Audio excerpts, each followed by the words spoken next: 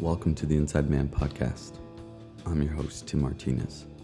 The lesson for this episode is answer the calling, also known as a vocation, not a vacation. The definition of a vocation is a strong feeling of suitability for a particular career or occupation. For example, nurses and doctors. It takes a very particular person to be a nurse or a doctor. Generally, they're drawn to those professions. Maybe a poet or a pastor. It's more than, working at the counter at Apple. Now, I'm not saying that's not a vocation, but generally vocations are something that has a very strong pulling. Something's pulling you to it.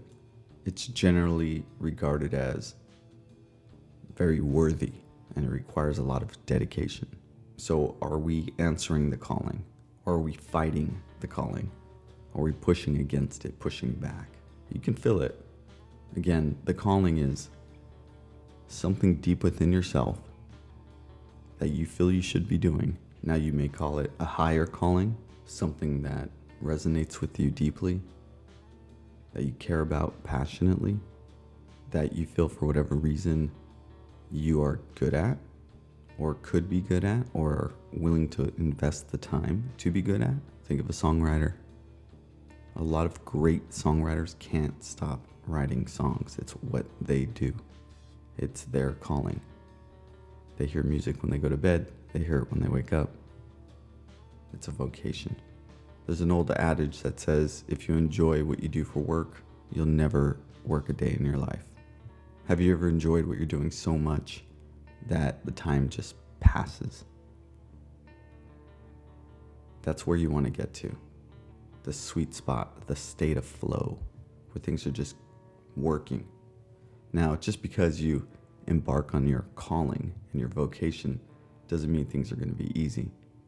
In many cases, they may be harder and more difficult, but they are more rewarding. You can feel a deeper impact in your work. Just because you can do anything doesn't mean you should.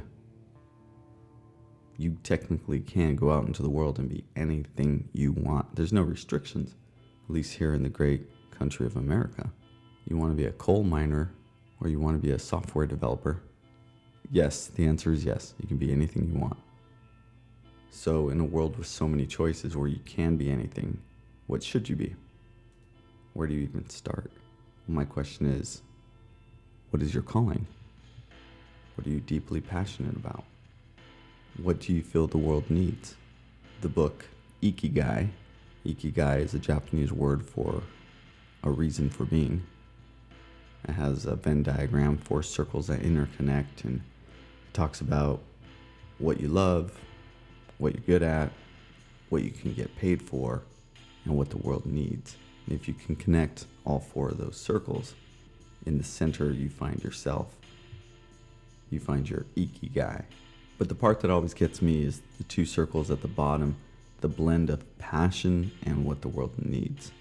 As a kid growing up, I was very passionate about skateboarding, but I wasn't particularly great at it, and it's not really what the world needed from me, so it wasn't my calling. So just because you're passionate about something, again, it doesn't necessarily mean it's your calling. So you gotta be clear that your passion can be connected to making the world a better place. It's something that the world needs, and you know that the world needs it, and you know that you can give it. Now, you don't have to love what you do to be successful if you measure success by way of monetary value. But how much sweeter is it if you become successful? How much sweeter is the journey if you do love what you do and you are following your vocation? Now, I know plenty of people that they do what they do for work. They have careers and they may or may not love them and they're okay at it. But then they have a vocation on the side. Maybe they're out working with nonprofits after hours or on the weekends, or they're helping their community. That's fine too. To live a well-balanced life, you should have something that you're passionate about, something that you're doing to make the world a better place. And it doesn't have to be your primary source of income. On our last episode, we talk about multiple sources of income to become wealthy. And with anything, you need to develop your skills and talents. But if you're doing something that you don't love or you're not really passionate about, you have a hard time getting out of bed to go to, it's going to be difficult to want to develop yourself further and to really take an interest in what you're doing. Now you can start small. You can look at where you're currently employed and ask yourself, am I in the right role at this organization? Is there a different role here that's better suited to my skills, my passions, my talents? Can the organization use me? And can I provide more value to our customers if I was somewhere different inside the organization? Again, chasing a vocation or positioning yourself to be super passionate doesn't have to be this massive endeavor. You can just start where you're at. The thing about a vocation or answering the calling is that it should feel a bit scary, because callings are often larger than ourselves and they often require more than we think we can give. But that's the sweet spot. That's where the magic happens.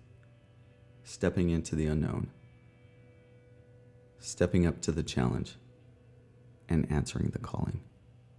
So my friends, I challenge you to answer the calling, to go deep within yourself. Ask yourself what you're passionate about and what the world needs. Try to connect those two dots and go after it. Live every day to the best of your ability. Give everything you got, leave nothing on the table, and add value to the world. And in turn, you will be answering your calling while making the world a better place at the same time. Okay, insiders, that's it for this episode.